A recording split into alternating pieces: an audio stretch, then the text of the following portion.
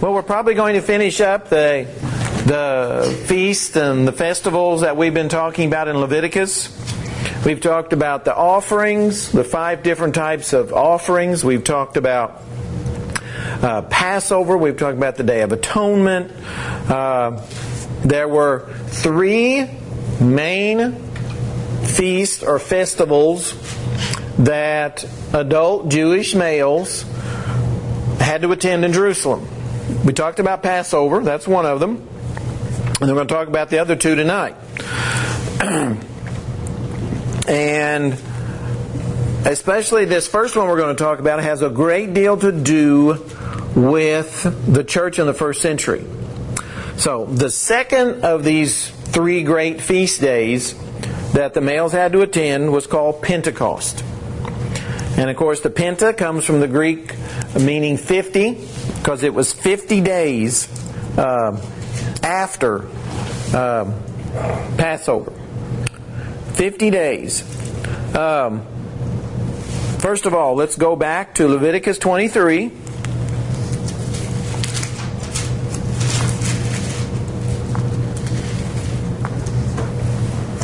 Leviticus 23. First of all, verse 15. Pentecost is also called the Feast of Weeks, and it's also called the Feast of Harvest. Sometimes it's called the second Feast of the Harvest. So it goes by lots of different names. It took place in what we would call May or June. Okay? Took place what we would call May or June. All right. Leviticus 23 verse 15 says, "And you shall count for yourselves from the day after the Sabbath, from the day that you brought the sheaf of the wave offering, 7 Sabbaths shall be completed. So count 50 days to the day after the 7th Sabbath, then you shall offer a new grain offering to the Lord." So this is the feast, and again it goes by several names in the Bible. Feast of Weeks, Pentecost, sometimes called the Feast of Harvest, and it would last one day. All right. Some of the feasts, remember, would last for a day, some would last for a week, kind of depended. This was a day, a single day. It basically marked the end of the grain harvest. All right? To mark the end of the grain harvest. It says in verse 17, "You shall bring from your dwellings 2 wave loaves of 2/10 of an ephah." That's just how much they were to bring. "They shall be of fine flour. They shall be baked with leaven. They are the first fruits to the Lord." It's okay. Let's go back to Exodus 23 for a moment and we find out a little bit more information. Exodus 23. And when someone read, let's see, verse 16. Exodus 23, verse 16. "And the feast of harvest, the first fruits of the year, labors which you have sown in the field, and the feast of ingathering at the end of the year, when you have gathered in the fruit of your labors from the field." Okay, so there it's called the Feast of Harvest. So we've already seen 3 names for it: Pentecost, Feast of Weeks, Feast of Harvest. But they offered the first fruits of the harvest that they had sown in the field, which would be the grain. All right, so which would be the grain. So that's what they were harvesting. It was to be a time of happiness and celebration and joy because they were harvesting. So they were bringing in their meals. You know, people today, we get tomatoes year round and we get everything year round from all over the world. So we don't really think about the seasons as far as food and so forth, but they did. Because their food had to basically come from right where they were. So these feasts were very, very significant. Very significant for them. So they would get together with family and friends and servants, and it would be a time to celebrate. But also, it was a time that they remembered the poor as well. So it was kind of both in a sense. This is it had lots, like I said, lots of different names in the Bible, but all of them had some significance that we'll talk about in just a minute. Still in Leviticus 23, if we skip down to verses 21 and 22, it says, verse 21, "And you shall proclaim on the same day that it is a holy convocation to you. You shall do no customary work on it. It shall be a statute forever in all your dwellings throughout the generations. When you reap the harvest of your land, you shall not wholly reap the corners of your field when you reap, nor shall you gather any gleaning from your harvest.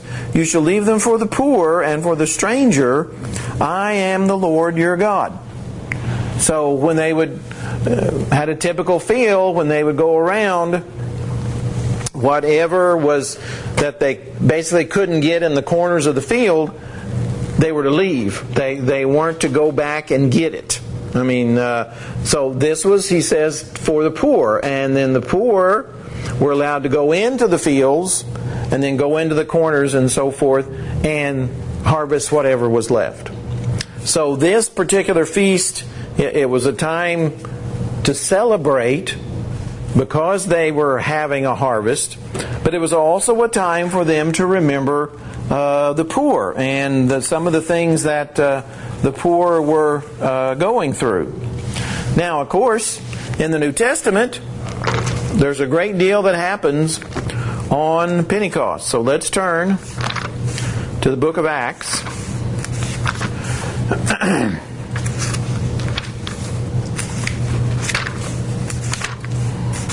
In Acts chapter 2, if I can get there.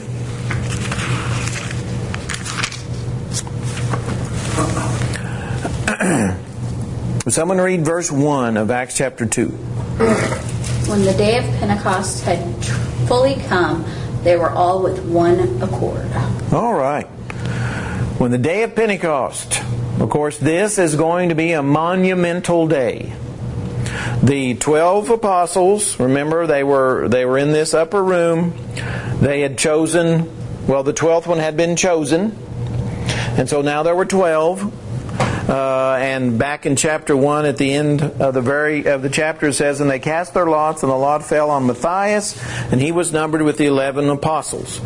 So the 11 apostles were there. Remember, they were told to wait in Jerusalem until the power came from on high. So they weren't, after Jesus' death, they were not supposed to go anywhere. Jesus told them, you stay in Jerusalem, and then the power would come on you. And of course, that's exactly what's getting ready to happen. And verse 2 of Acts 2 says, "And suddenly there came a sound from heaven as of a rushing mighty wind, and it filled the whole house where they were sitting. Then there appeared to them divided tongues as of fire, and one sat upon each of them, and they were all filled with the Holy Spirit, and began to speak with other tongues as the Spirit gave them utterance." Now, why this particular power? Well, look at the next verse. "And there were dwelling in Jerusalem Jews, devout men from every nation under heaven." They couldn't all speak the same language. So they had to have, the speakers had to have the ability to speak in all these foreign languages. Otherwise, a large majority of the people wouldn't know what they were saying. If they all spoke, if all 12 apostles spoke in the same language, then only those people that understood that language would know. But remember, this is Pentecost. And so adult males and some of their families had came from all over because that was a requirement for the males. So they were there. So there were huge numbers of people in Jerusalem. And many of them would not understand what we would call the local language. So the apostles had to be given the power to speak in languages they had no idea about. Otherwise, people wouldn't have understood. So this was a huge event. And Notice verse 6 now in Acts 2. It says, "And when this sound occurred, the multitude came together and confused because everyone heard them speak in his own language." See, they were amazed. Because these people, notice verse 7, "Then they were all amazed and marveled, saying to one another, Look, are not all those who speak Galileans?" Why would these 12 Galileans know all of these world languages? Well, they wouldn't normally. It was a miracle.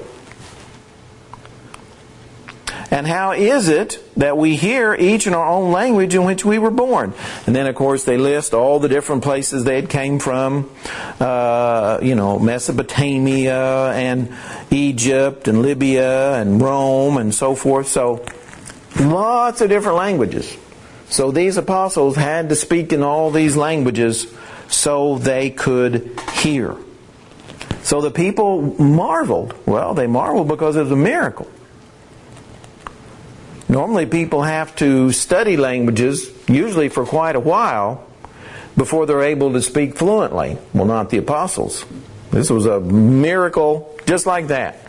Holy Spirit descended upon them and they were miraculously able to speak in all these languages so the people could hear. And then, of course, we have the sermon recorded there in the rest of the chapter.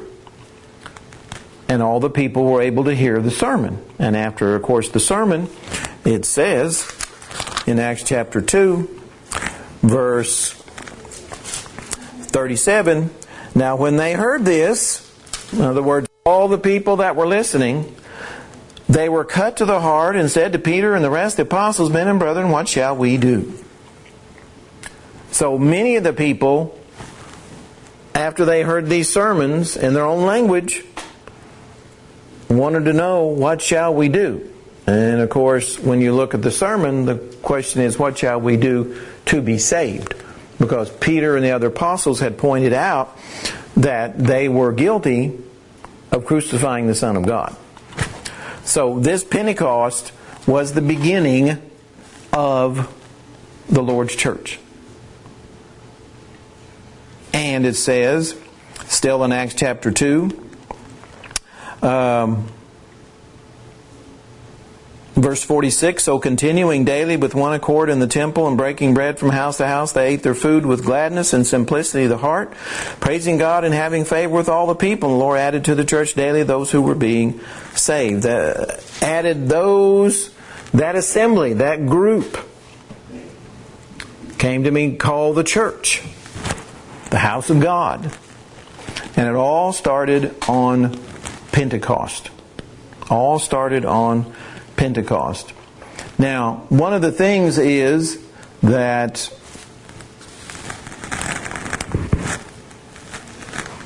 many people, if you look at the timeline, going all the way back to when Israel left Egypt, some people believe that it was about 50 days after they left Egypt when Moses received the law on Mount Sinai. So there was another 50-day period approximately, and it was somewhere around 2 months. I don't know if we can pinpoint it more than that, but so that kind of has some significance as well. So it was an important feast day. People were, expressing how glad they were about everything that happened and all their harvest and all these things. So Passover happened in the spring, and that was the first festival. And then Pentecost happened in kind of May, June, kind of the beginning of summer, sort of, or at least for us. And then the last feast that they were required to come to was called the Feast of Tabernacles, or the Feast of Booths. And this happened in like September or October, so later in the year. So let's read about the Feast of Booths. Going back, and it's the last of the year we're to go to. Leviticus. It was kind of the end of their season. Exactly. So Leviticus 23, verse 33. Then the Lord spoke to Moses, saying, Speak to the children of Israel, saying, The 15th day of this 7th month shall be the Feast of Tabernacles for 7 days to the Lord. So this was a week-long feast. Pentecost was just a day, but this one was a week. He says, On the first day, there shall be a holy convocation. You shall do no customary work on it. For 7 days you shall offer an offering made by fire to the Lord. On the 8th day you shall have a holy convocation, and you shall offer an offering made by the fire to the Lord. It is a sacred assembly, and you shall do no customary work on it. And then, let's go to verse 39.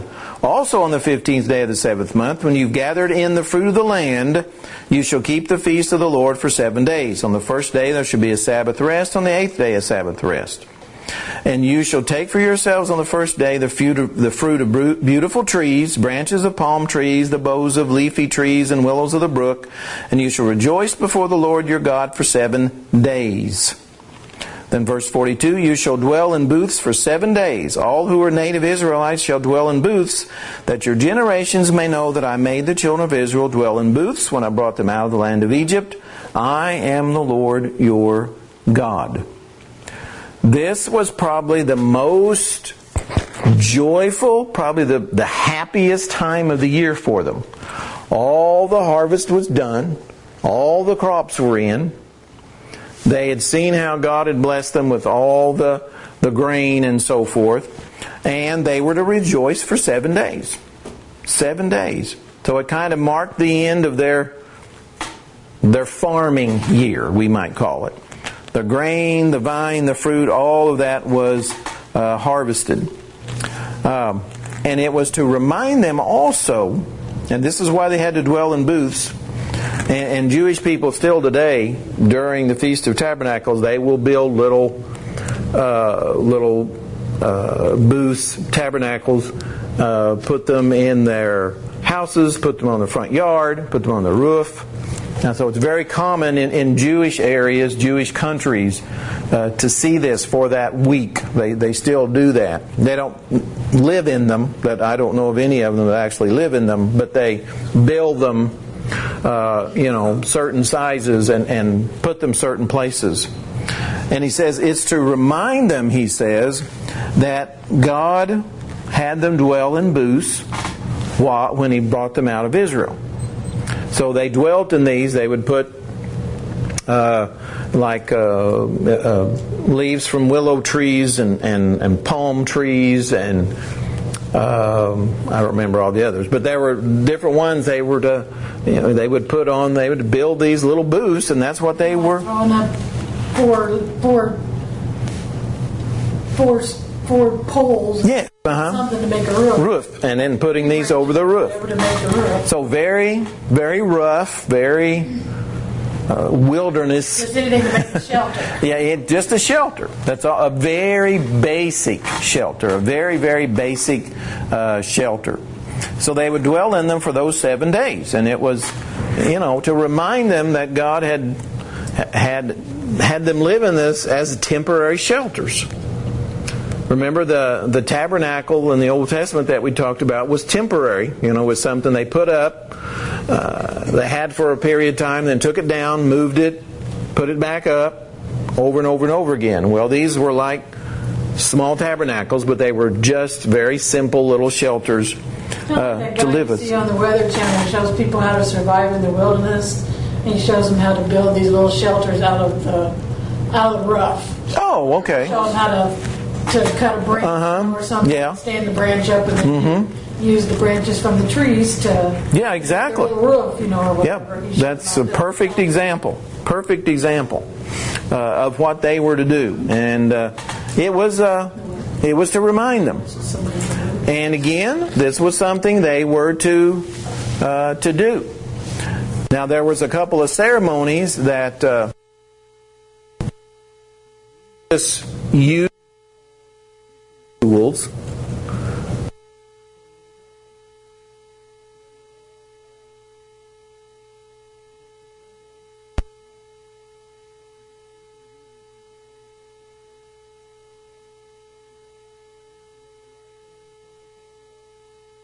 Carry these torches. also, a priest would carry water from the pool of Siloam to the temple. And Jesus used both of those. Let's turn to... And then we'll go to John 8. First of all,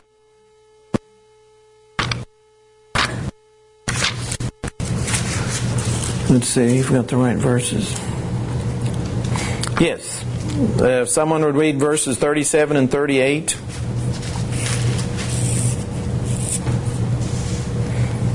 About 7. John chapter 7, verses 37 and 38. Now on the last day, the great day of the feast, Jesus stood and cried out, saying, If anyone is thirsty, let him come to me and drink.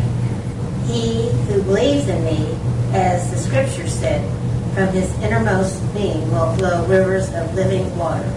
Okay, so these people had seen, this is the feast that he's talking about, this Feast of Tabernacles. The people had seen that the priest had taken water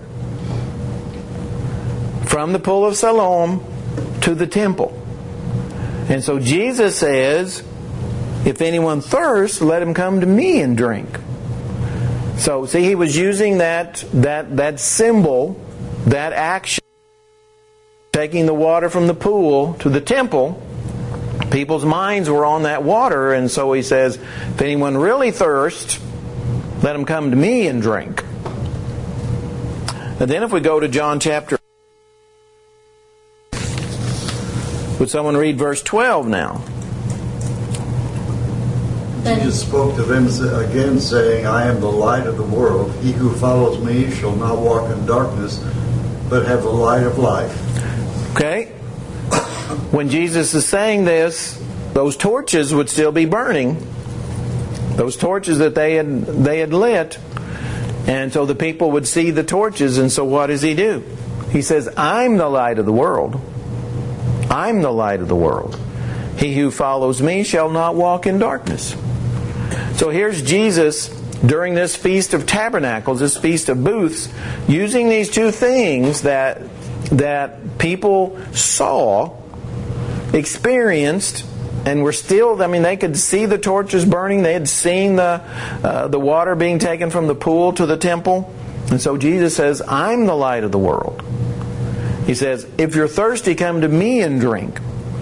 So, see, the Jewish people were very much focused on physical things. But the law of Moses was very physically minded. Very physically minded. Materially minded. Fleshly minded. Whereas the new covenant is just the opposite. There are no physical altars. There's no physical Ark of the Covenant. There's no physical incense. There's no physical laver that had the water in it. So it's very, very different. But Jesus, all the time, would use those things that the people saw at the different feasts or on the Sabbath or whatever to teach. Talked about the Passover lamb, and that's what he was, the Passover lamb. So he used those teachings because the people of Jerusalem were very familiar. They were familiar with light from torches. They were familiar with his water. They were familiar with all of these things. And so that's what he did. He used that over and over again. And of course, Jewish people today still, like I said, still use that. They'll still make and leave them there for that whole week as a reminder of how God watches over them, how God takes care of them, if you will. So those were the three feasts that Passover, Pentecost, and the Feast of Tabernacles, and all of them were feasts that Jesus observed at Jerusalem. He was in Jerusalem during those times. And typically he would use those feasts to teach something, whether Passover or Feast of Tabernacles or Pentecost. He would teach about those festivals and apply them to himself. He did that over and over again because all of them had some significance to him. In some way, shape, or form, they had significance to him and to what he was doing. Now, they had lots of other festivals besides those three, but those were the only three that they were required to observe. The Feast of Lights, that the Jewish people celebrate today, the Festival of Lights, Hanukkah. That's what Hanukkah is, the Festival of Lights. Now, that is not in the Old Testament. Something that actually started to happen in between the time of Malachi, when Malachi ended, and Matthew begins. During that 400 years, that's when Hanukkah to do with some of the things that happened to the Jewish people during that time period. But that is something that is another celebration, but not one that comes from the Bible. There was the Feast of Trumpets. That was also another feast, but it wasn't, again, one that the males had to observe. And there were several of them, but those are the ones that had a lot to do with Jesus' life in the first century. Things that happened on those days and how he used them to teach lessons about himself. All right. Well, I wanted to talk about those things because, we've been studying the book of Hebrews on Sunday morning, and so much of Hebrews has to do with the law of Moses. So some of those things hopefully will be brought, kind of made a little clearer anyway. That's all I have.